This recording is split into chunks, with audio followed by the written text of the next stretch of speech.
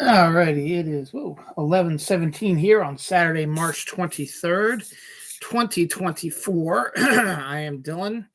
I am Dylan Knows.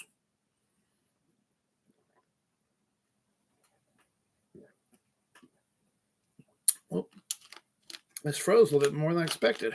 Excuse me. And this is episode 546 of my show. It's been going on for close to 11 years now. Jukebox musical, which is a phrase that I honestly really didn't hear before until today. I guess maybe I did before, but never really noticed it. But I saw it twice doing research for my show. So, hey, I'd say when I call it the episode, so because I will be bringing it up here. So what are we going to talk about this week? In just about, 30, 40, 42 minutes. It'll be the beginning of Holy Week for Christians. And unlike Christo-fascists, we are getting ready to celebrate our Holy Week. We've got Palm Sunday, starts on Sunday, Easter Monday, Easter Tuesday. Well, not Easter Tuesday. I forget what Monday and Tuesday are called, and Wednesday, I forget what they're called, but it's Maundy Thursday, Good Friday, Easter Saturday, and then Easter Sunday, and then Easter Monday. Yes, Easter is 1 week from today. Well, 1 week and a day, and 1 week and 42 minutes, I should say, from today. So I got to start getting to move on. I got something for my son. I got something for my daughter. But I got to get some stuff for my wife, get some more stuff for everybody else, and get candy and get stuff working with that. So it's also spring break for my kids. And actually, my wife, technically, she's staying home with the kids. She's taking off this week to stay home with them. They don't need to, but it gives her a chance to stay home and do stuff with them. In this case, my wife would be taking my daughter on 3 college visits during this upcoming week. They will also be seeing the Book of Mormon, which will be playing at the Hippodrome through tomorrow. They're going to go see the last show of the run. So they're excited about that because my daughter's never seen it. My wife will be my wife's 3rd or 4th time seeing it. So, and she's one of her favorite, if not her favorite musical of all time. So it'll be a lot of fun for them. I will be working this week because I usually take my week off in June when they're at camp. So we'll take care of it then. Plus I've been I took Friday off. I had a half day last Monday. I had a last day last Thursday, and then I was off because of various other and sundry things over the last few months due to my kidney stones. But yes, that's going on. So Friday I went and I saw Ghostbusters Frozen Empire. I'll give you my review of that. Probably be a little spoiler warning on it. But we'll talk about that in a little bit. We got some deaths. I want to talk about the insanity that is the Anomaly 88 garbage that I just discovered this week. Jukebox musicals, as I said before, lots and lots of really good trailers this week for stuff that people have been looking forward to for a long time. We're finally getting a lot of that stuff here, so we'll talk about all those as well.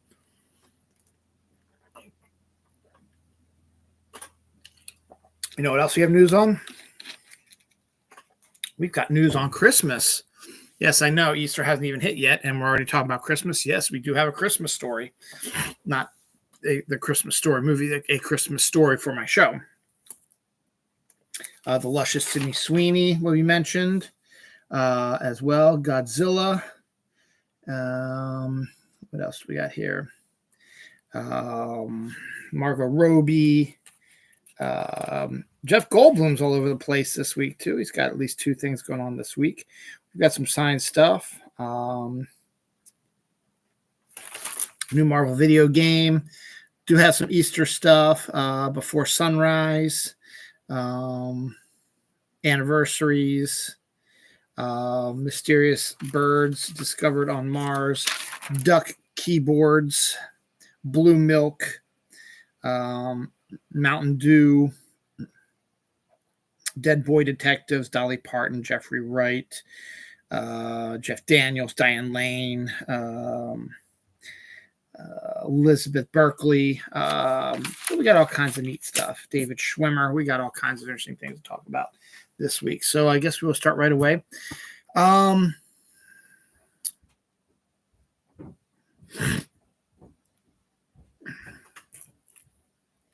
We talked about that Holy Week. It's just talking about Holy Week. Tomorrow's Palm Sunday, and 38 minutes. It'd be Palm Sunday. And Palm Sunday is one of those really interesting, is one of the most interesting masses you can go to. You get your palms and you get sprayed with water, and incense is all over the place. And then they read, instead of doing the Christian mass has a specific way of doing things. They throw that out the window for Palm Sunday. They do a complete reading of the Passion of the Christ, which takes a while, and takes at least 3 people to read it because it's a long story. But it's detailing basically what's going to happen this upcoming week leading into next Sunday when our new church year begins. So it's kind of interesting to see that. But what's really cool about it, at the end, everything is silent, and then you hear the drums, and it's just, there's no music, there's no singing like there usually is. In this case, it's silent, and then you hear drums just beating, and then the priests and everybody walks out solemnly because it is the beginning of Holy Week. It is a wild sort of day of doing things, so it's kind of cool. It's also March Madness. Could care less about March Madness. But there are tons of people out there who like the NCAA tournament stuff. I used to be a little bit into it a little bit years ago, not so much anymore. Bars are all crowded and stuff like that now. The second round's going on, lots of upsets and stuff like that, so it's kind of interesting. So we'll talk about, since I named the episode Jukebox Musical, the first instance of Jukebox Musical is Ryan Coogler is planning on making a film called Let's Go Crazy, which he's calling a Prince Jukebox Musical, which I think is an example, I guess, of it would be like a Mamma Mia or The Bodyguard, which are both Broadway plays now. Yes, they're movies also, but they're Broadway plays. Mamma Mia is a jukebox musical of ABBA songs, because the entire musical is there's no like new songs created for it. They use the existing ABBA's catalog to make scenes in the play, the musical about it. Same with The Bodyguard. The Bodyguard, which is based on the movie, uses Whitney Houston's jukebox musical, the Jukebox Hits, to emphasize points in the musical as well. So Huey Lewis is doing one for his new one's going to be opening on Broadway here soon. So I'm assuming this is going to be something similar, except I don't think it's going to be a Broadway play. I think it's going to be it's going to be a movie. So there'll probably be, I don't think it'll necessarily be about Prince, but it should be a show, a movie or whatever that'll have Prince songs being used to emphasize story points and stuff like that, which I think Jukebox Musical stands for. The 40th anniversary of Footloose is this year, and Kevin Bacon will be returning to the high school where he filmed the movie 40 years ago for like their homecoming or something like that this year. So that's kind of cool that he's going to do that.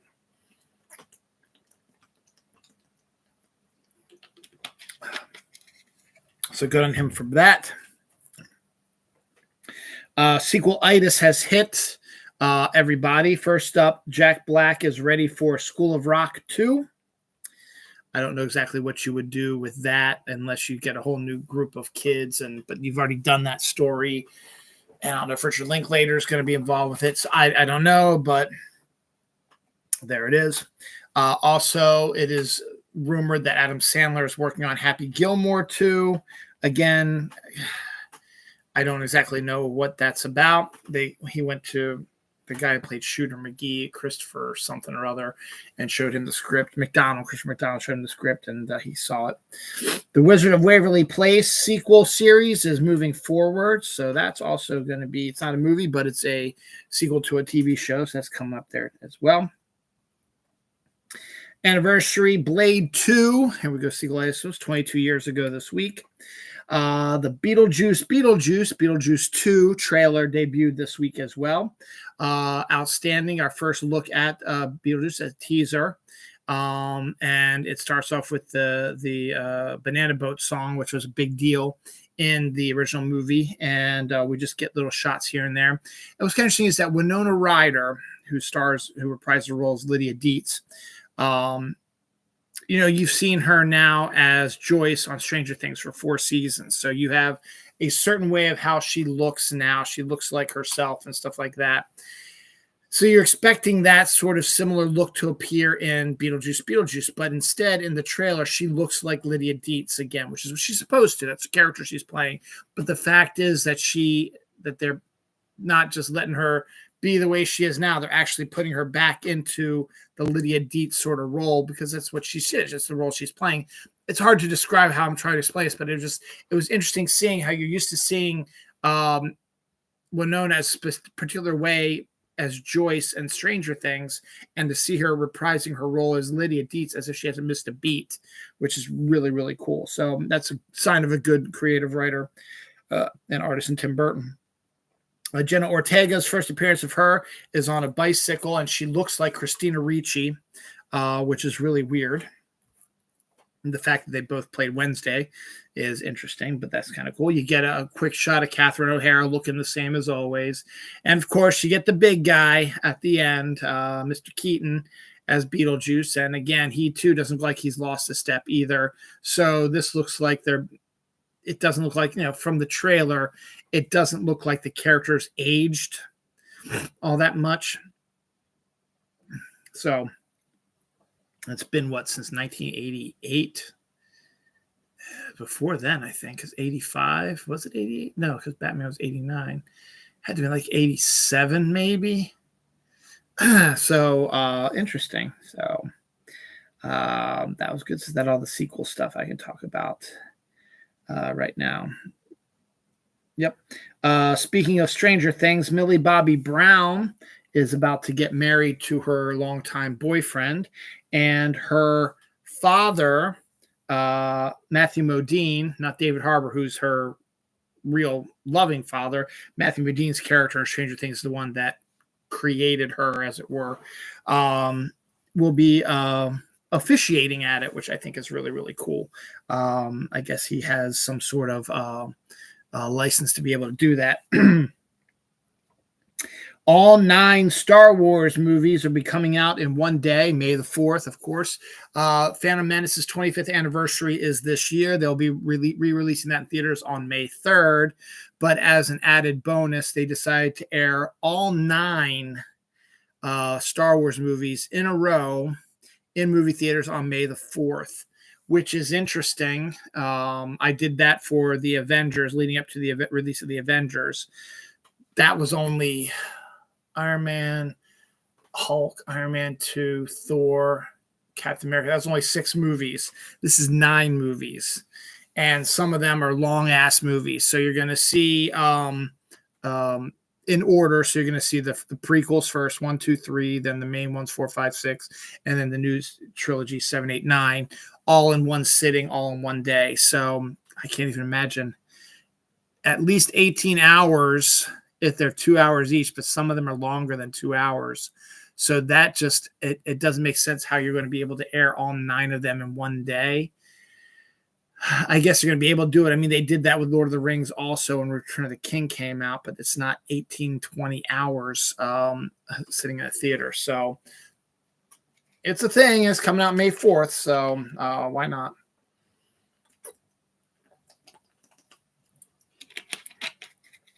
So good luck with that. I'm not doing that. I'm probably never going to do that again. Maybe not. Speaking of Star Wars, The Acolyte, which is a series we haven't known much about, that was going to be on Disney Plus. We really only got basically like rumored stories, ideas, and who was cast in it. But we didn't really see any info about it till this week. We got the trailer for The Acolyte. There will actually be also a preview of The Acolyte during this 9-movie marathon of Star Wars as well in movie theaters. The Acolyte is going to be the new Disney Plus Star Wars film or TV show set to debut June 4th. And It's a badass, very awesome looking trailer. Looks action oriented, and you're getting a different take of something because Star Wars is getting a little stagnant with sort of the same similar characters you see all the time. This looks like a whole bunch of brand new characters with no real connection to the Skywalker saga, with the exception of that they're Jedis. And it's basically the golden age of the Jedis, ruling the galaxy, not ruling the galaxy, protecting the galaxy because they weren't rulers, protecting the galaxy and, helping others and training people when they discover the first ever Sith coming at them, and they takes them by surprise. But it's some badass action, lots of lightsabers, lots of characters. Looks really cool. I'm really stoked for it. I'm really excited for it. Check out the trailer for yourself. I think you'll get just as excited about it as I am. So it is outstanding. Another anniversary, Pretty Woman, 34 years this week. I just watched the Movies That Made Us about Pretty Woman. It's a very interesting behind-the-scenes story about how that movie was made, and it's still one of the most popular films of all time. Speaking of other pretty women, Sydney Sweeney, the luscious Sydney Sweeney, is continuing to say that Barbarella is still happening. That's a movie I'm dying to see also because it is a soft-core, sort of sexy sci-fi action thing, and to see Sydney Sweeney taking on the role, I think could be not just because she's a hot, sexy piece, but because it's an interesting character and an interesting idea, and the sex is not really like a major part of it, but it's still going to be there, and it should be interesting to see what they do with that. She's also set to go back to her show that she does with Zendaya. I forget the name of it right now. Next in a little bit also. They're both going to be doing season 3 of that. So that's good. I can't wait for that to come out. She's having herself quite a year so far. Her romantic comedy, Anyone But You, was a massive hit. Madam Web, not so much, but she got a lot of views because of it, and a lot of people went to see it because of her, and she did a lot of stuff about that. She's got the horror movie Immaculate that's out this week, which will probably do not stellar business, but it'll do decent. So yeah, she's having herself a little bit of time. Also coming out this week, we had Ghostbusters Frozen Empire. I went to see it because I loved Afterlife. Afterlife is one of those movies where if I just need to sit down and sort of just kill some time, or I don't feel like doing much, or I just want to watch a movie but not one I've never seen before, I might throw it in there because it's one of my favorites. I love the cast in it. The new generation of Ghostbusters are, to me, more interesting than the OG Ghostbusters in Afterlife. Though the Sigourney Weaver sequence, the mid-credit sequence, was outstanding. But I was really looking forward to the sequel. Saw it at Towson Cinemark, which I've never been at before. It was really hard to find, and it's a massive theater, pretty decent sound, but it was supposed to start at 10:55, and it didn't actually, and that would be starting with the trailers about 10:55. It didn't actually start till about 11:05. So we're just seeing commercials after commercial after commercial after commercial. Plus, the theater I was seeing it in was completely pitch black when I rolled in there, and never being there before, I didn't know what was going on. Luckily, there was one other person that was completely pitch black because they hadn't turned on the movie or groovy or whatever that fucking thing is in the middle that does it before the show. And then they eventually did that as well, and it was all just a bunch of all the ads. But it was entertaining. Not as good as Afterlife, but I am thinking more and more about it.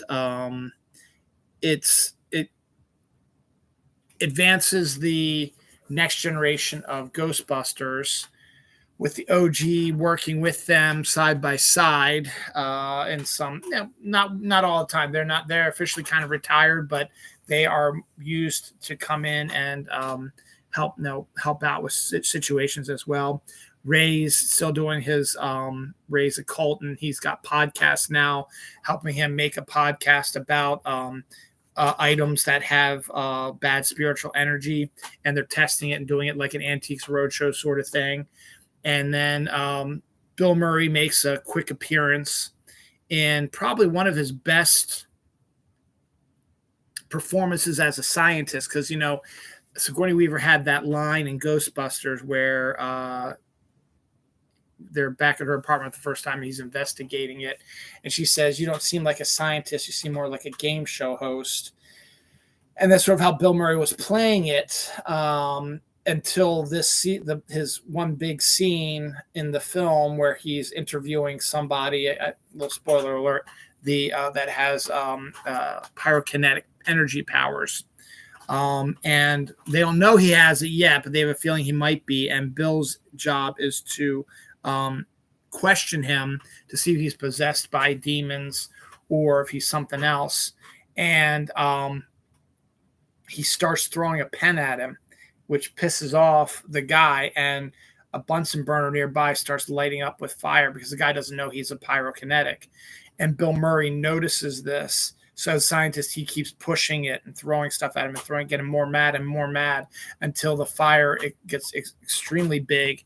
And to prove to not only everybody else, but also to the guy that he is a pyrokinetic. It is, I think, probably his best scene as a scientist because it shows that he's actually taking the job seriously, and it's really well done. His one-liners are not as fresh or as good as obviously the original Ghostbusters movies. And I had mild chuckles in the movie, not very much. It wasn't very funny, but it was trying too hard.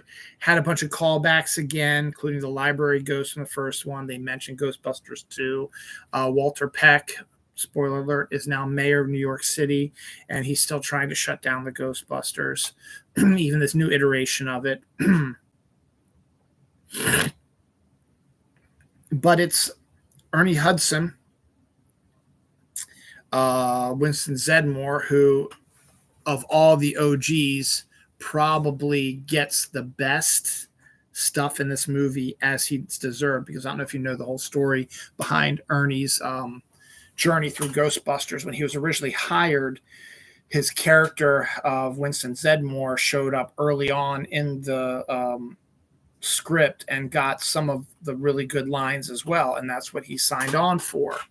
But during the process of production and Bill Murray and stuff like that, Winston's character got drastically cut down to a much smaller role.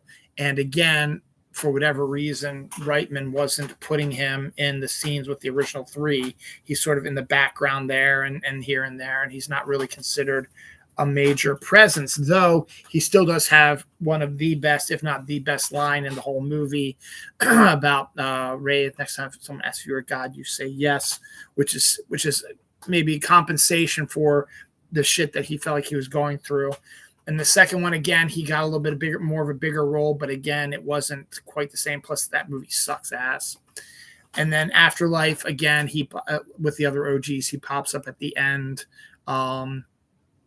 Has a couple good sequences, but nothing major. But this one was the one that really made it, I think, for Ernie Hudson, and made him finally get what he deserved as Winston Zeddemore, because in the movie, Winston is a multimillionaire who has created, it's not Ghost Corps, that's the name of the production company, it does it, but let's call it Ghost Corps, which is the they're not the Ghostbusters. That's Paul Rudd and the family that did it in the first one. The Spengler family did it in the first one. They're the Ghostbusters, but Ernie's doing all the behind-the-scenes stuff, testing new weaponry, studying the ghosts. He's got a whole lab full of people working with him, including Lucky is on there from Afterlife, is a weapons tester for this Ghost Corps group. And they're creating new devices on how to catch ghosts and learning more and more about the afterlife and stuff like that. I think that's one of the best story notes that popped up in the movie, is this new Ghost Corps sort of group, which plays a big role in the movie itself. Movie pretty self-explanatory. This guy drops off a artifact to Ray's occult bookstore that is a old school ghost trap. It's a brass ball, which has a massive demon who controls fear and cold and can freeze somebody to death in an instant. And he gets released through the machinations of a female ghost who befriends McKenna Grace's character from the first one, whose names I can't remember right now. My mind's just not working right now. And that's actually a good sequence also, where McKenna Grace's character, like, I can't, I got to do it. Probably come to me eventually.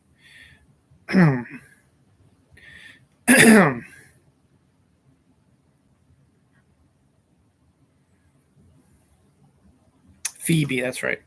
Phoebe Spangler.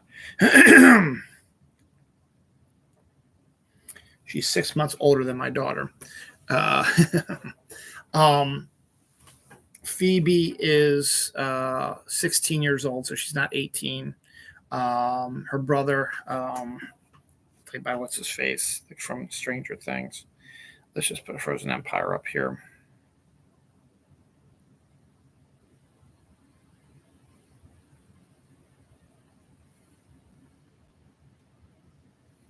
Yeah, Finn Wolfhard plays Trevor, her brother. He's 18 years old. Carrie Coon, who's Callie, who is Finn and McKenna's mother, is still with Paul Rudd's Mr. Gruberson, Gary Gruberson, but now they're all Ghostbusters now. And an event happens where massive damage happens and Peck comes out, and Paul Rudd's character makes it worse by saying Phoebe's underage and all this stuff. So he threatens them unless Phoebe has to be an adult to do this, or else they're going to charge them with child endangerment. So they have to bench Phoebe, which pisses her off because she feels like she's the one who is the heart and soul of the Ghostbusters, because she's the one that had the contact with her grandfather and Egon, and was the one that figured it all out about what he did and what they did, and was the leader of the group. In the last one, plus she's 16 years old, so go through a bit of a rebellious period as well. She befriends a female ghost who's a character I can't remember what her name is. Just had it. It's the name of the diner. But she befriends a female ghost who's about the same age as her, who's being used by the ghost inside the ball to free him. And she is able to convince Phoebe to release the spirit from the ball, tricks her really into doing it. And then all the ghosts in the containment unit get out. And so the Ghostbusters, and then all of a sudden, New York freezes in the middle of the hot summer. And so they have to come out and have to try to save the day. That's the basic premise behind the film. They have to stop this creature that freezes people to death. But the movie felt like an episode of the real Ghostbusters. The ending battle seemed a little bit quick and easy. It was a lot of setup to get to this final battle, and it really was decent, but it wasn't like end of the world sort of stuff. But at the end, that's still good. It's a good movie. Don't get me wrong. I'm not liking it as much as Afterlife, and there were some issues with some plot holes. Like, I remember Dan Aykroyd said in Afterlife that the Ghostbusters firehouse had been turned into a Starbucks. But in actuality, we find out in this one that no, it never was, because the containment field had to stay operational for the 40 plus years that they've been doing it to keep all the ghosts involved. If it was a Starbucks, they would have probably done something to it. And that was also one of the key things, that the ghost hold thing at the bottom, the basement of the firehouse, the containment unit was overflowing. That was the problem with it. And So you have that issue, and then there's the issue of timing. Or there was one time where they just said that it was about a year since they had all that stuff happening out where they were in Oklahoma or whatever. And then again later on they say it was 2 years, and it's technically 2 years since all characters are 2 years older. But they have that slip of the tongue seemed a little odd as well. There are so many characters also that a lot of people got short shrift. Trevor's storyline really only consists of him dealing with Slimer and just being around for like some of the finale stuff. He doesn't really do much else in the film except deal with Slimer. Lucky again is just, she's the weapons tester who pops up again periodically, helps out in the finale and stuff like that, but doesn't really, again, do much. Podcast, again, not doing much in this one as well, helping Dan Aykroyd stuff, and then pops up doing some investigations with them at the library and stuff like that, and does a ghost hunt with Phoebe and stuff like that, but that's about it. And even Carrie Coon's character was sort of put in the background a little bit. Gary, Paul Rudd's character, was going through a thing where he and Carrie Coon are not married, so he's not really stepdad yet. They're just still dating, and I don't know what the holdup is. I mean, he should be the one that should be making the advancements to try to become stepdad and trying to be a stepdad, because that's what she's asking him to do. But they're not officially married, and the kids feel like they shouldn't have to listen to him. But that's his big story. And then, of course, Phoebe's always going to be the center of it, which should be, as it should be. And then, as I said, the other Ghostbusters, Ray gets a lot more to do in this one, which is good. Dan Aykroyd, always his interest in the occult, stuff like that, is always a driving force for this. And Ernie Hudson, as I said, got more of the good stuff as well. So their roles are probably about appropriate. Bill Murray, as I said, just says that one good scene and then is in there at the end and really doesn't do much with that. He looks like that he's done with the character and that he's really is ready to move on. And that's kind of what I'm hoping for, because they do end it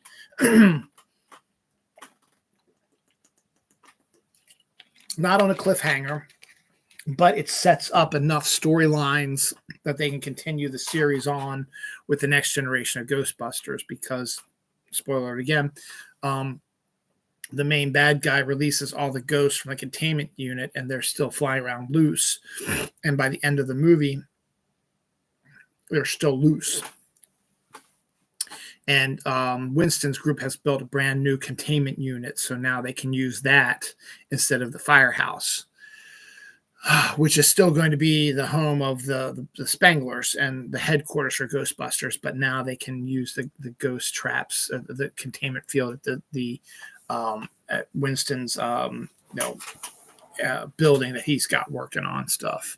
So you've got stuff planned out. So, I mean, I think if they do a third one, which I think they should, you can focus more on the young group of Ghostbusters out there too, and give everyone like a bit more to do than they did in this last one. Keep them around a little bit, and you can do all kinds of stories with it. But you don't need to bring Bill Murray back. I think he's done his time. You can keep Danny around sort of as the guy who you can go to for advice, stuff like that, but doesn't need to be majorly involved.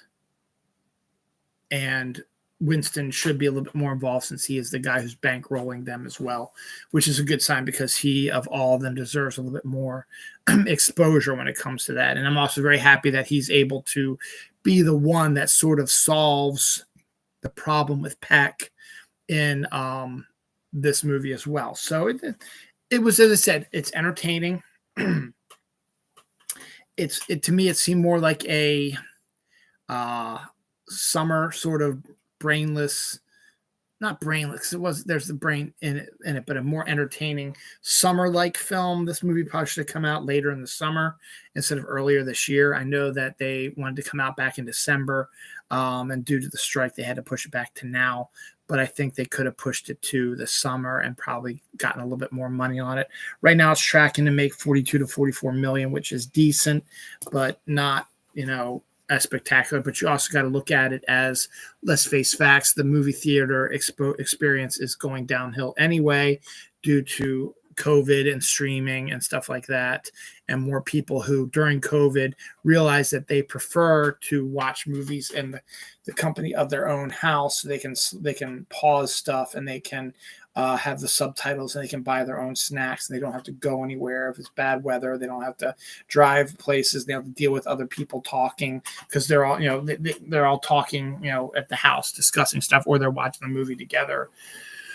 Whatever. But the movie theater experience itself is not really as big of a deal anymore. And that's why when I see all these advertisements, or not all these stories about, this movie's tanking and stuff like this, blah, blah, it's just like, take it with a grain of salt, man, because it really isn't. You got to think about how you got to reset how you think about, popularity of films in movie theaters. So I think it's decent. Go ahead and check it out. The next big one is next week is Godzilla versus Kong. Godzilla X Kong, which I'm going to go see also with my son and his friend. So I'll have the review for that next week as well. So it's 2 movies in the last 2 weeks, and then probably nothing. There's really not much coming out that I really want to see. The Kevin Costner Western in the summer, the 2-parter. Beetlejuice is another one. Deadpool probably eventually. But other than that, I really can't think of any other ones that I'm stoked to see come out this summer. I'm going to take a look at it, because I'm going to try to do maybe another summer movie show like I did last year or 2 years ago, whatever it was, and see if we'll I think it was last year.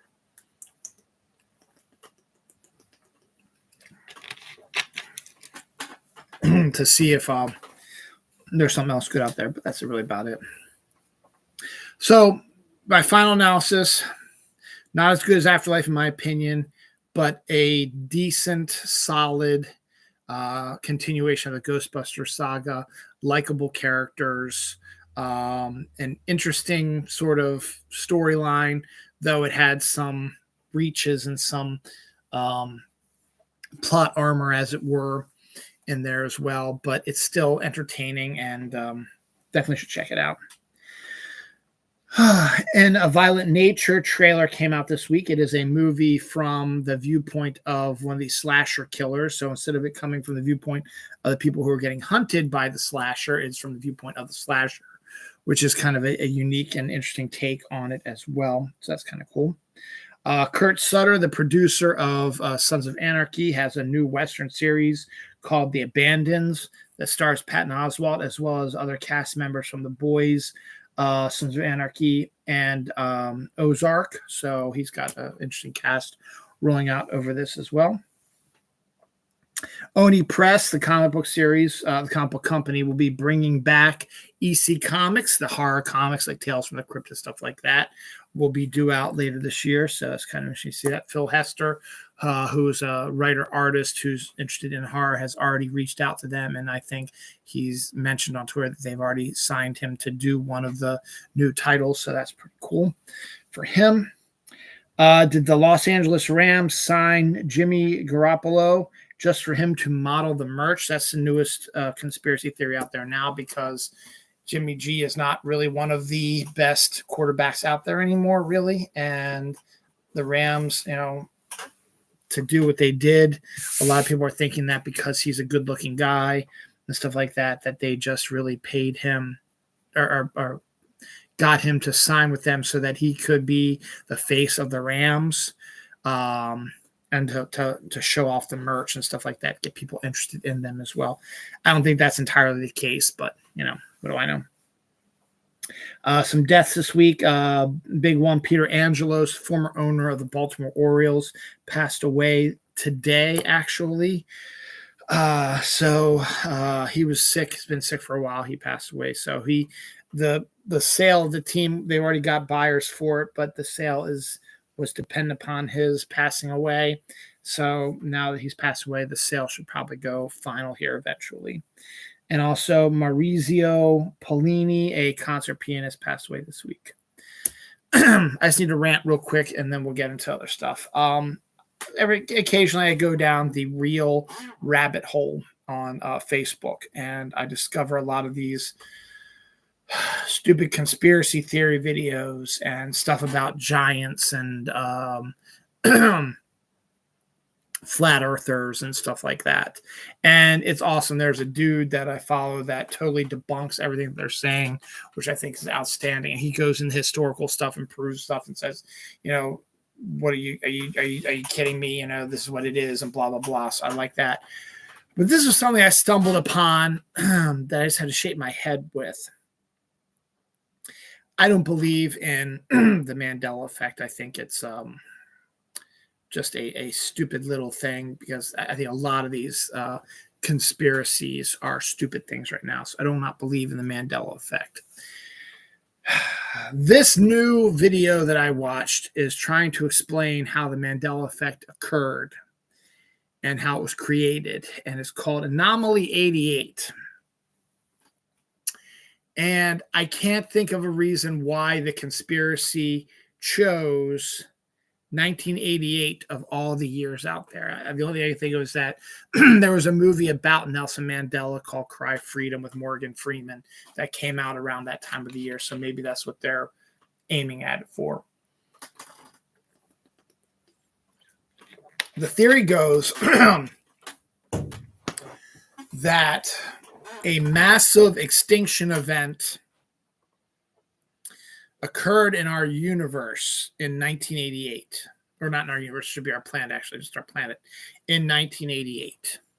No specific date given, no real explanation about what the extinction event was, just that there was an extinction event and that all of humanity, everything was just wiped clean.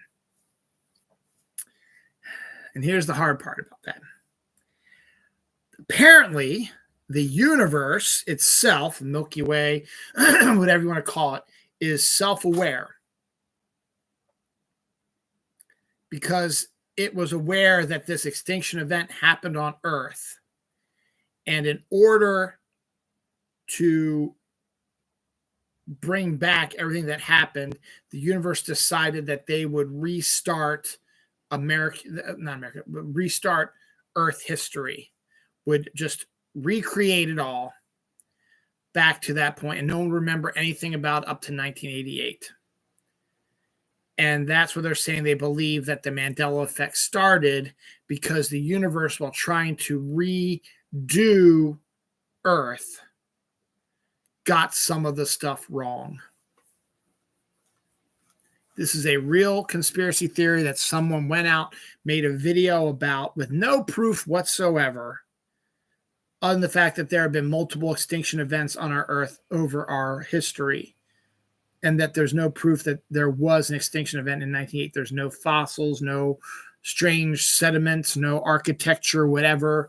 Now, I also, I don't believe any of that, because I don't believe the universe is self-aware to recreate the Earth, and that's what's causing the Mandela effect. But I do believe that there were extinction events that did wipe out, not everybody, but about 99% of the population of the Earth. It's happened a few times. There's science that backs it up. And I also kind of believe some of the rabbit hole reels about how Atlantis and a lot of other societies were built up to be so futuristic. And then this extinction event happened that restarted civilization over again with the 1% that survived. And a lot of them could not remember. They remembered some of the stuff, but they didn't remember all the stuff, so they had to restart everything over again. But that's why innovation is a lot quicker, because you got to think about this. 1908, was it 1904? 1904, 1908, somewhere around there. The first airplane flight ever. The first time anything flew in 1908 was in 1908. Cars were been around since like the late 1800s, stuff like that, but they weren't very big as well. They were early 1900s. They started getting out there more and more. But the first flight ever, 1908, let's just say 1907, 1908. 60 years later, only 60 years later, we landed somebody on the moon. So innovation, that to me, that sort of proves that there are still stuff left over from these futuristic societies that were wiped out during these extinction events that people were able to find and were able to help make expansion, or rather to make things go better from a 60-year window from the first flight ever to flying to the moon. I believe that, but I do not believe that the universe was self-aware, that they realized that the Earth was an extinction event and they weren't supposed to have an extinction event. So the universe redid all of Earth's history and brought everybody back to 1988 and redid 1988 for them as well. And that's why you had the Mandela effect. It's one of the dumbest, one of the weirdest theories out there. And I would say about that. It is now officially Sunday, the 24th of March. It is Palm Sunday. So Holy Week has begun for us Catholics. We're starting on page 2 of 1.5 more pages after that, 2.5 pages here. The Veil trailer with Elizabeth Moss debuted this week as well, April 30th on FX, a new TV series. Didn't really pay much attention to it because I could care less. The Absence of Eden trailer starring Zoe Saldana, Adria Arja, and Garrett Hedlund debuted this week as well. Again, didn't really pay attention to it. Could care less about it, but it did come out this week. So there's lots of trailers that came out this week. This goes into the sequel story. Heat 2 will be Michael Mann's next movie. He wrote the screenplay already because he wrote the novel Heat 2, and he's going to just adapt his novel to the movie and then make the movie. The second use of Jukebox musical, Joker Folie Deux, the second Joker 2 with Joaquin Phoenix and Lady Gaga, is set to be a jukebox musical with 15 covers of well-known songs. Is basically what they're saying the musical is going to be about. The House of Dragons season 2 is dropping 2 trailers, the black trailer and the green trailer, because I guess of the warring families as well. Talking about that. The Doctor Who trailer for the new season of Doctor Who coming out May 10th on Disney Plus debuted this week as well. It was freaking awesome. And really excited for it. I really want to start getting into Doctor Who again, so I'm going to see if I can start watching that when it debuts. The Penguin, Colin Farrell's Penguin from the Matt Reeves Batman movie with Robert Pattinson, is getting his own series on Max, and the first trailer for that debuted this week as well. Looks what you expect to be, but I won't be watching since it's on Max. Let's see, what else is there? Any other trailers that I can see? Chaos, a Greek mythology series starring Jeff Goldblum as Zeus, released a teaser trailer this week. It doesn't look like a Percy Jackson thing. It looks like a modern day storyline where Zeus, played by Jeff Goldblum, is Zeus, kind of a dickhead asshole who's angry that the people do not praise him or look to him as being a god anymore, and he's pissed and is going to take revenge on them, it looks like.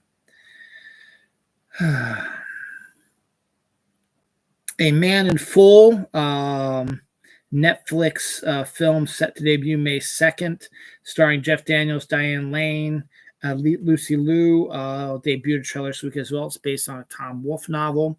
That'll be coming out very soon too. The new Fall Guy trailer with Ryan Gosling and Emily Blunt came out this week as well. This looks like a fun, entertaining summer film, though I'm probably not going to see it because I really could care less.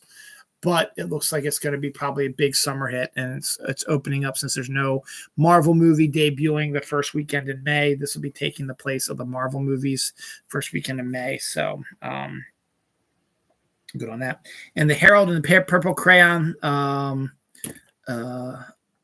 trailer for the new live action version of the movie debuted this week as well. excuse me, Elizabeth Berkley, who was one of my major crushes in the 90s from Saved by the Bell and then Showgirls. We got to see everything. And I did a show with the great Michael Belinsky of Pagan, where we broke down and reviewed Showgirls. It's one of my favorite episodes of all time. It's on my list somewhere around there. You should definitely check it out. But Elizabeth Berkley, she has sort of not been in the eye that much. She did the Saved by the Bell reboot series that only lasted the one season, but other than that, she really hasn't been doing too much, which is fine. She's become a mom and she's married and all's good. But she got teary-eyed about Showgirls when they showed it at an Academy screening, and everybody was enjoying it, and particularly many members of the LGBTQ community. They loved the film as well. And Elizabeth Berkley did a speech after the film where she broke into tears about all the love that she's been getting from the LGBTQ community about the movie, and the love that, it was a bad time for her when the movie came out, because it's a terrible movie. It is an awful movie, but it's not entirely her fault. It's the fault of the damn writer, who I can't think of his name right now, terrible writer. Elizabeth Berkley was just trying to break into movies, and erotic sort of thrillers were a big deal at that time. We got Paul Verhoeven to direct it. The script was just a piece of dog shit, but Elizabeth Berkley gave it her all, completely full frontal nudity, simulated sexual activity, all kinds of crazy stuff going on with the film. And she gave it all a go, and everybody just ragged on her about it for so long. And now that the LGBTQ community is embracing the movie, she is feeling sort of a vindication kind of for that. So good for her. She's always been one of my favorites as well. Eric, the Netflix movie, coming May 30th, is going to star Benedict Cumberbatch and Gabby Hoffman. It's a miniseries about a father who is trying to find his abducted son. So there's that as well. What's next? Blue Milk from Star Wars will be dropping on April 17th from True Moo, which does orange cream milk and all kinds of different. They're going to be releasing blue milk. Don't know what it's going to taste like, but it is going to be based on the blue milk from Star Wars. So that'll be coming out here on April 17th. So yeah, Jeff Goldblum. We also got the first look of him and Michelle Yeoh from Wicked, because they are going to be part of the Wicked film that comes out on Thanksgiving. So that's good on that. Peaky Blinders movie will be coming with Cillian Murphy and probably Tom Hardy, continuing to come back from doing the show into doing the movie now. A Spider-Verse animated short is going to be coming to YouTube on March 27th, which is going to follow Miles Morales and his anxiety about something. It is a short done by the people who did Spider-Verse. Mountain Dew is set to debut their new flavor, Liberty Chill, on June 17th, which is one of their multitude of July 4th sodas that will be coming out this summer. Just because they say it's coming out June 17th doesn't mean it'll be out everywhere, but just keep an eye on it for starting from June 17th on for your local distributor of Mountain Dew.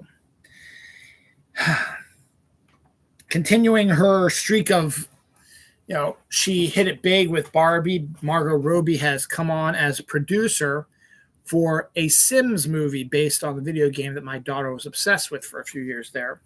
So she will be producing a movie version of The Sims, which is an intriguing idea, and wondering if they can do sort of similar magic to like they did with Barbie. As of now, no casting, no story idea, just that the film is in pre-production right now with Margot Robbie's production company, and don't know if she'll be starring in it, who's going to be writing it, who's going to be directing it, just that it's in the works right now with her production company producing it. Academy Award nominee Jeffrey Wright is joining Denzel Washington in Spike Lee's Kurosawa remake of High and Low, which could be a very good cast starting right there now.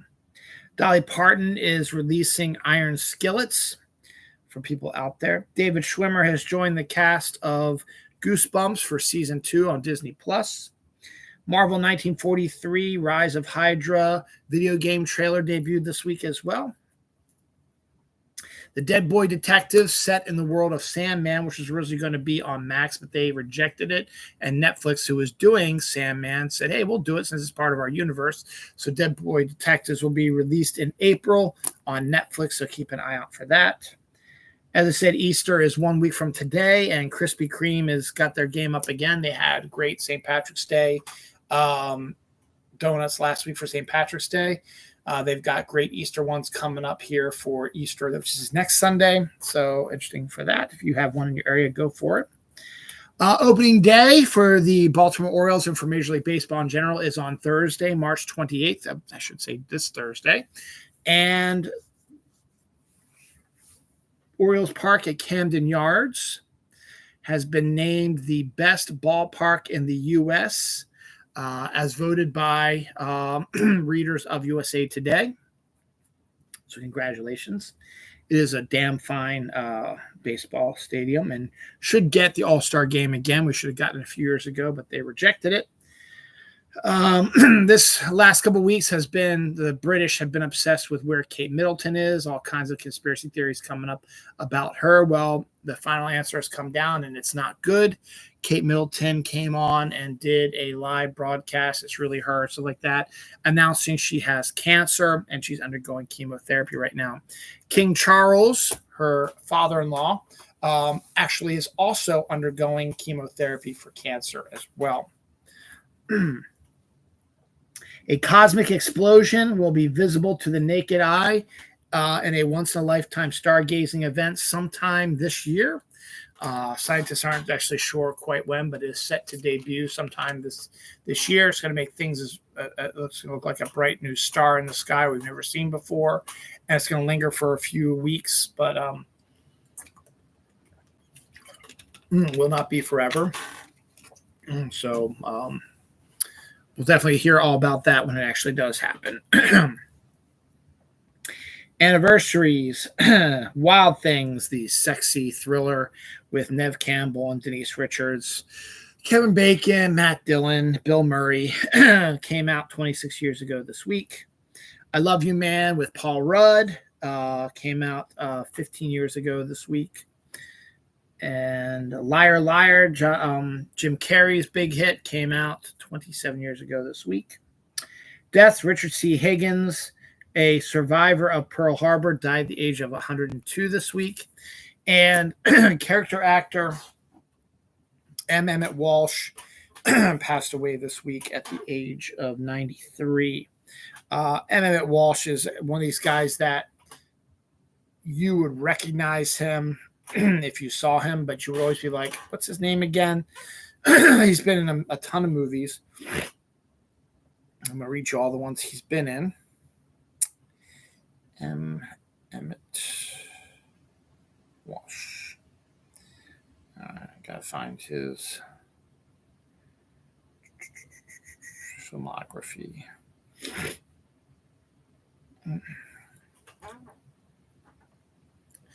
Again, so he is a character actor, so he's not a main role except in one of them. And I'll point that out side. But these are some movies, the popular movies he was in.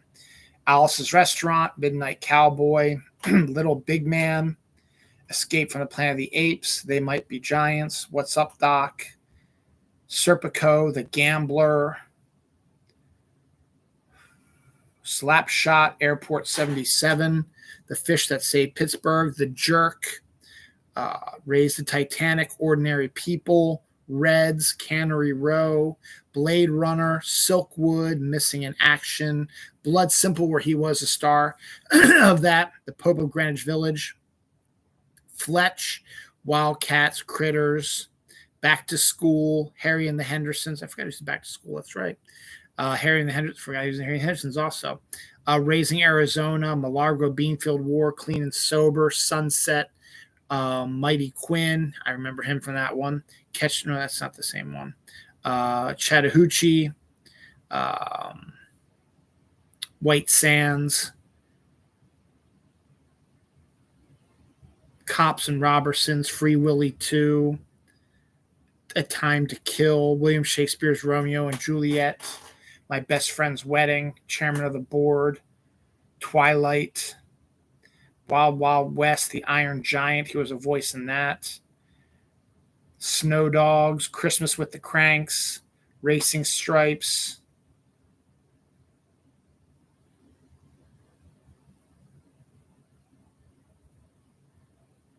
Knives Out. So those are just some of the big stuff he was in there. Television, let's see, was he anything major? Not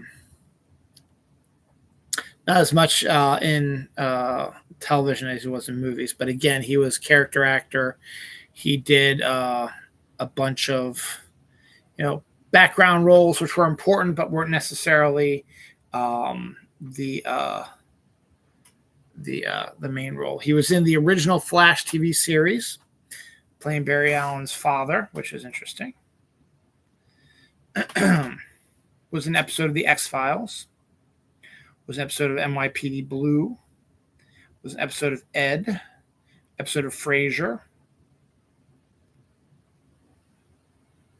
Episode of 3 episodes of Damages, actually. Episode of Empire. So he did a lot of good stuff. So he was in a ton of stuff.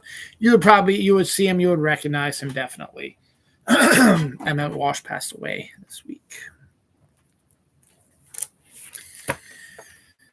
The Anatomy of Falls, Sandra Hüller is set to do something completely different than Anatomy of a Fall.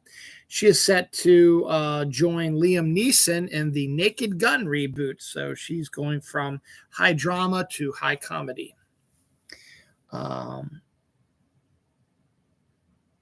The Alien Romulus trailer debuted this week as well. It's due out August 16th. So it's the newest Alien trailer, produced by Ridley Scott, but directed by Fede Alvarez, who did the Evil Dead remake and a bunch of other horror films. This trailer is very horrific, is very gory, and it looks like Alien is going back to its horror roots. So good on that. Wish, the Disney film that flopped at Thanksgiving, is set to debut on Disney Plus on April 3rd. The Neverending Story reboot is coming. Wonderful. We don't need it, but okay.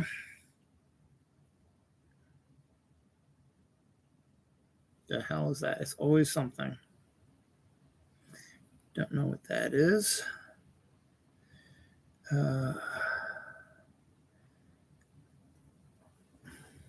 Black Bag, the new Steven Soderbergh thriller, is going to star Pierce Brosnan and Naomi Harris. Haven't got a trailer for that yet, but we got some behind the scenes stuff about that.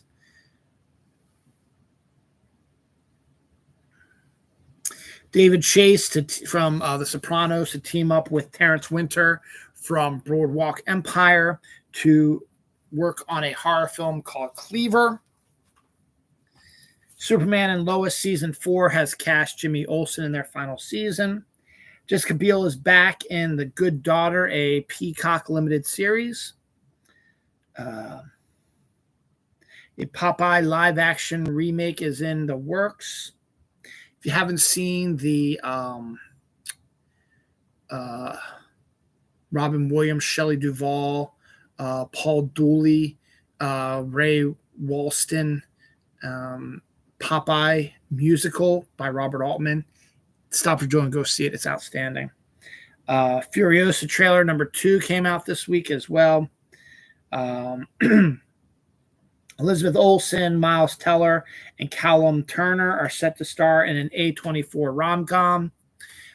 Elizabeth Olsen's brother, Pietro from the Avengers, and her lover from Godzilla, Aaron Taylor Johnson, is supposedly been cast as the next James Bond. No official word yet, but he is apparently the the front runner.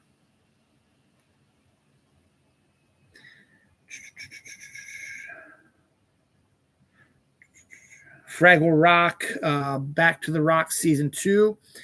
Trailer is set to debut this week.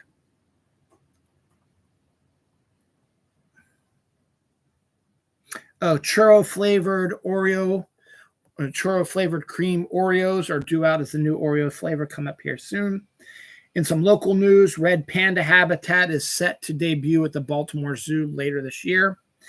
Godzilla was made a police chief in Tokyo for a day this week due to the Godzilla X Kong movie coming out on this upcoming Friday, I should say. The director of Godzilla X Kong is talking about his next film, which is going to be a live-action version of Thundercats. It's in good spot right now, so we can see it sooner than later. Particularly with the popularity of the comic book. It just came out. I feel like I missed the comic book story.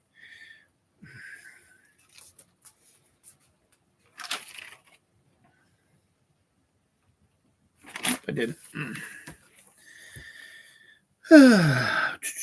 What else we got here? Oh, here's another comic book story. Ultimate Spider-Man, the new Ultimate Universe, has brought back Gwen Stacy.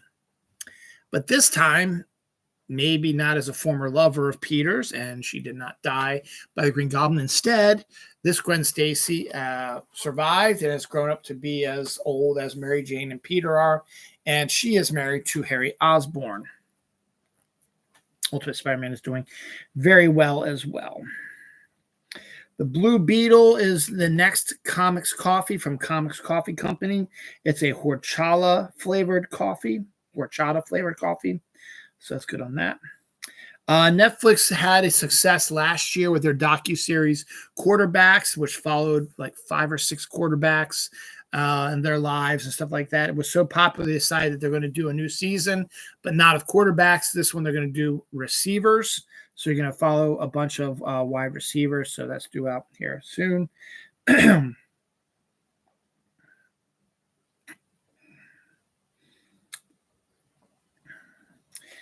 I got really excited about this because the story came up that the Macross Saga was going to be coming to Disney Plus later this year. The Macross Saga is a set of anime which they turned into Robotech, which was one of my favorite cartoons growing up. And I thought in my dumb brain that meant that Robotech was going to be streaming on Disney Plus. So I was really excited about that. But then I actually read the article because they used a picture from Robotech. I read the article, and it's not Robotech. The anime that inspired Robotech, the Macross, there's a ton of them, is what's coming to Disney Plus. Not Robotech, but Macross. So it has some similarities to Robotech, but it is not anywhere near Robotech. So kind of disappointed, but at the same time, it's like, okay, it might be interesting to see how they made the changes and stuff like that. And also the fact that Disney Plus is really going all in also with anime. They've announced a few other ones that are going to be due out later this year as well. So they're probably going to have a big anime release stuff probably early, starting in the summer probably, because I haven't seen anything about anything else more recent than that. In 20 million years, so we will be long gone, as will be generations of our family, the Atlantic Ocean may have its own ring of fire. For those who don't know what the ring of fire is, the Pacific Ocean is so massive, but it's also one of the most active areas on our planet, where there's multiple underwater volcanoes, which, when erupted, have created new islands from their eruptions. And it is a massive amount of just a chain of volcanoes in the Pacific Ocean. There is now scientific study that in about 20 million years, a similar ring of volcanic mountains will rise up from our crust in the Atlantic Ocean and create a Atlantic Ocean ring of fire similar to the one in the Pacific. So it's kind of fascinating, but at the same time, as 20 million years down the line, is the Earth even going to exist anymore? Are there still going to be people on here? Are we going to be around to see it? Will they be able to see it because of Climate change, who knows? Apparently, a whistleblower for Boeing, which came out talking about all the problems they've been having on the airplanes. We had the story where the door flew off and they landed. Luckily, nobody was hurt. And there have been multiple issues with other Boeing airplanes. There was one story a couple of years ago where 2 Boeing airplanes crashed into each other, killing 600 some people. And they almost got busted. Boeing almost did, for their lack of doing stuff, but they paid off the federal government and were able to continue on. Well, there was a whistleblower who was coming out to blow the whistle on them, and he mysteriously committed suicide in his car.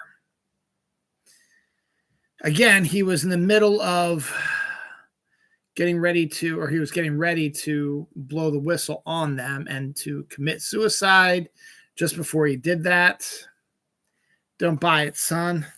So there's something more dirty and dark at work here. So hopefully something will be investigated, and this will be to be continued later down the line. Hopefully it'll be solved, and this case will not go as a suicide because it makes no sense. Similar with the Epstein story, that was definitely not a suicide either, but that's besides the point. Excuse me. I threatened at the beginning of the show, and I'm going to say it right now, an hour and 11 minutes in. Christmas is coming. Yes, it's 200 some days away, but Netflix has announced a new animated Christmas movie. They did Klaus many years ago, which I consider to be my favorite Christmas movie of all time now. But they're doing a new animated Christmas movie called That Christmas, which is going to be written and directed by Richard Curtis. The name may sound familiar to you, but let me give you an example of what Richard Curtis has done. He wrote 4 Weddings and a Funeral. He wrote Notting Hill. He wrote and directed Love Actually. Wrote, I think, the first Paddington movie, and has written a bunch of other movies and directed a bunch of other ones as well. So you kind of get the idea of his sensibility and what you're looking for in somebody. So he will be the writer-director of this animated Christmas movie based on a trilogy of children's Christmas books. His vocal cast includes Brian Cox, Fiona Shaw, Jodie Whittaker, and Bill Nighy. So Bill Nighy is like his lucky rabbit's foot. Bill Nighy is like in every project that Richard Curtis has ever done. Not everyone, but a majority of them they are. He is.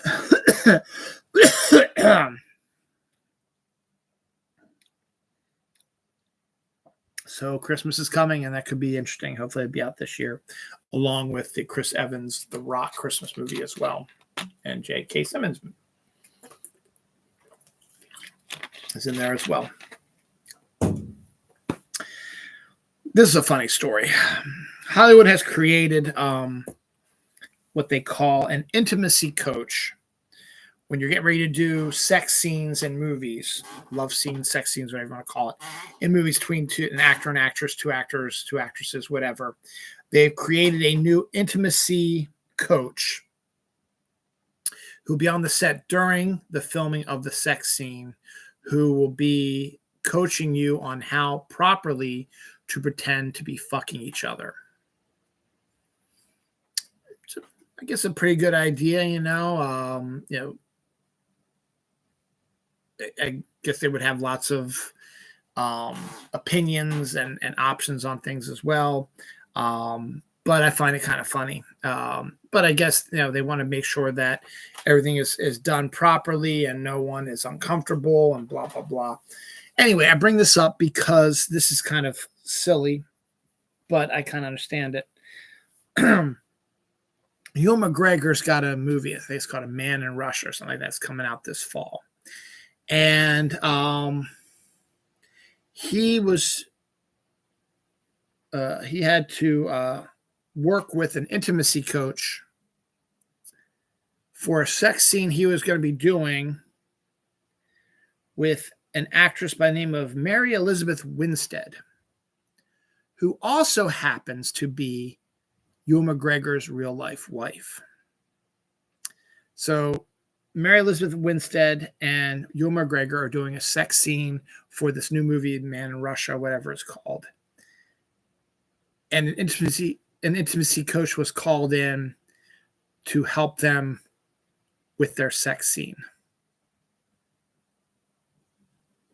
Ewan McGregor, Mary Elizabeth Winstead are husband and wife. They fuck each other all the time. They've got kids.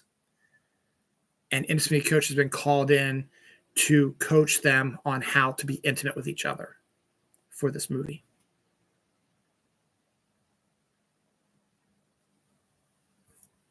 It's the rules, I guess. But I think Ewan and Mary Elizabeth kind of know what each other kind of likes and how they do their sex scenes, because they probably do it a lot in their home because they're married. I just find that story funny. Again, I get why they had it, but when you get to have an actor and actress who are married to each other, who are intimate with each other all the time, do you really need an intimacy coach there? Because I don't think he's going to take advantage of his wife on a set. In fact, he's probably going to become more protective of his wife on a movie set. What do I know?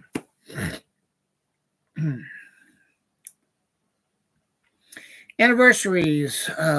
Eternal Sunshine of the Spotless Mind debuted 20 years ago this week. Final Destination debuted 24 years ago this week. Basic Instinct, speaking of erotic thrillers, debuted 32 years ago this week. And Fortnite Chapter 3, Season 2, the war season, which had to be delayed a little bit due to the Russia invading Ukraine. His anniversary was 2 years ago, I believe. The other anniversaries I'm missing. Nope. Deaths. Thomas Stafford, the NASA astronaut who led the Apollo Suez mission, passed away at the age of 93. And Konstantin Koltsin, a former NHL player, died at the age of 42 this week. All right, we're on our final half page here, and then we can go on with our Holy Week. I'm going to put a line here. 547. Holy Week / Easter. I'll probably do it on Easter Saturday, probably. We'll see. Godzilla X Kong review. Opening day for Major League Baseball. And also next week is my sister's birthday, also on March 27th.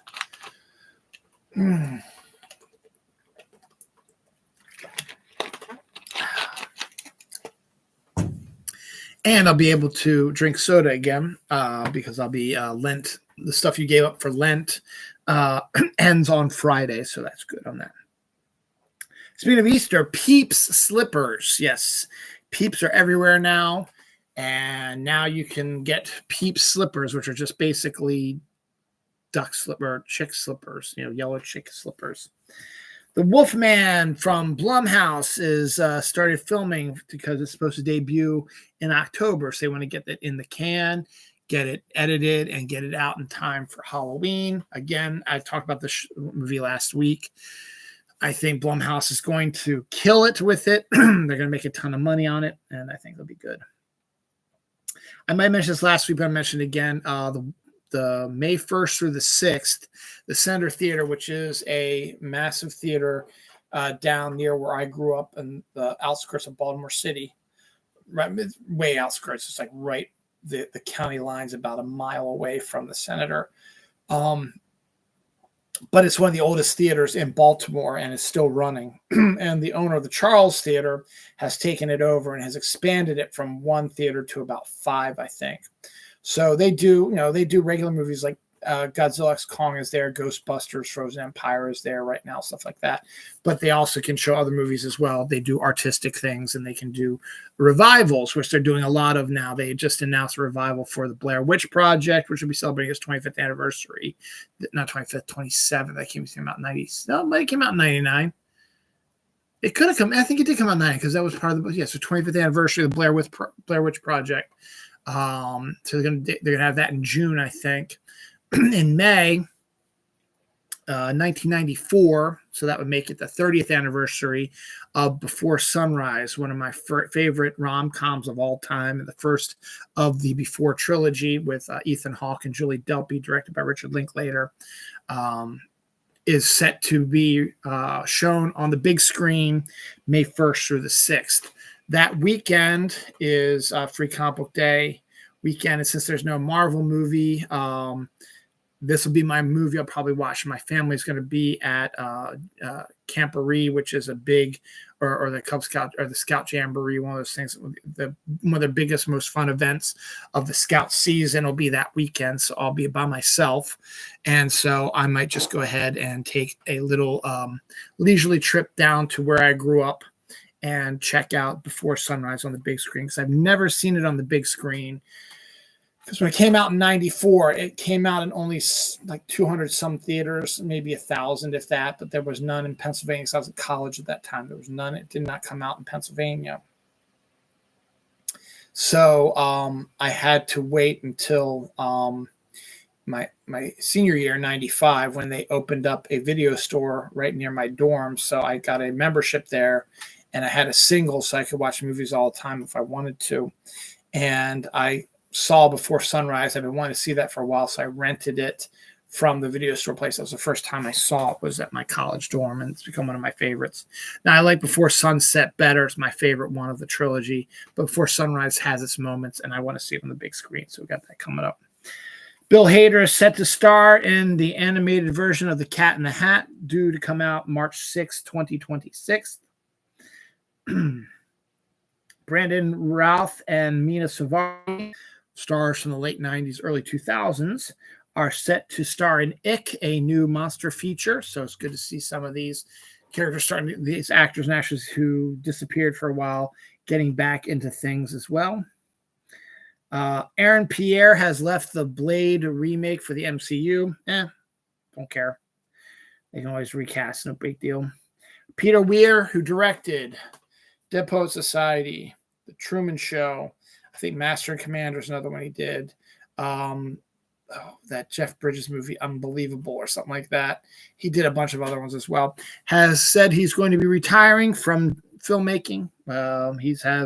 He had quite a career, had some good movies, particularly was good about getting comedic actors who wanted to expand to dramatic roles and doing a good job with them. An extinct gray whale, apparently been extinct for 200 years, has been spotted swimming in the Atlantic Ocean. So it's good to see those creatures coming back. So we'll do the final three stories here. Anniversary this week, Paul, 13 years ago, about the aliens, who voiced by Seth Rogen, who hangs out with a bunch of humans. Speaking of aliens, Mars. Apparently the official NASA website has posted a picture that, again, conspiracy freaks and weirdos are looking at something that they spot in the picture and saying, that looks like a bird flying on the surface of Mars. So don't know if that's real or not. These are the same people that believe that stones are people as well, when they're actually stones, and you can tell if you look at something in high def. That's the size point. Clouds also were spotted on Mars before sunrise, but that's not fake. That's understandable, but they got a picture of them, and it looks really kind of cool seeing clouds on Mars. And finally, the duck keyboard quacks when you type. So basically, it's a keyboard. I've got a computer, you can't see it right now, but my hands are over the keyboard that I use for my show. But they're all rubber ducks. So when you're typing, it goes quack, quack, quack, quack, quack, quack, quack, quack, which would be very annoying after a while, I think. But yeah, that's the thing. And that is the final story for tonight's episode of Dylan Knows, episode 546, Jukebox Musical. Got that out right. Hope you had an enjoyable week and still have one more day left in the weekend.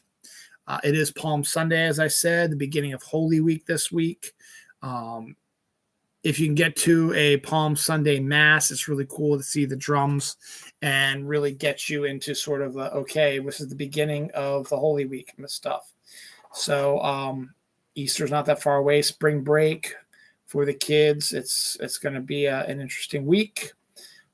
Baseball starts. Godzilla's coming out in movie theaters. So we got some good stuff rolling through. My sister's birthday. My father-in-law's birthday was this past Friday, so I had birthday to him. And that's about all I got. Don't know what else to say. Next week's episode, as I said, will be Easter weekend. I doubt I will do it on Easter Sunday since we'll be at my in-laws' house for Easter, like we always are. Hopefully not staying till late because I still have to go to school. I still have to go work April 1st. The kids and my wife will be off April 1st. So I will probably be doing it Easter Saturday. I'll have to get the stuff for the Easter baskets and the Easter bunny. We'll set it all up for us and put them in the location. So I can maybe assist Easter bunny in that after the show. So I'll probably do my show on Saturday now.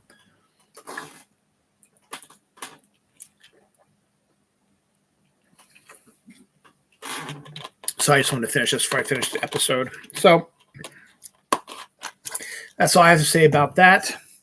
Have a grand Holy Week. Enjoy the first day of Major League Baseball. Enjoy Godzilla. Definitely go out and go see Ghostbusters Frozen Empire. I really enjoy it, and I really would like to see it make some money because I really want to continue watching these characters because I think they've got a good group in there. They just need to maybe get some different writers in there and some better storylines.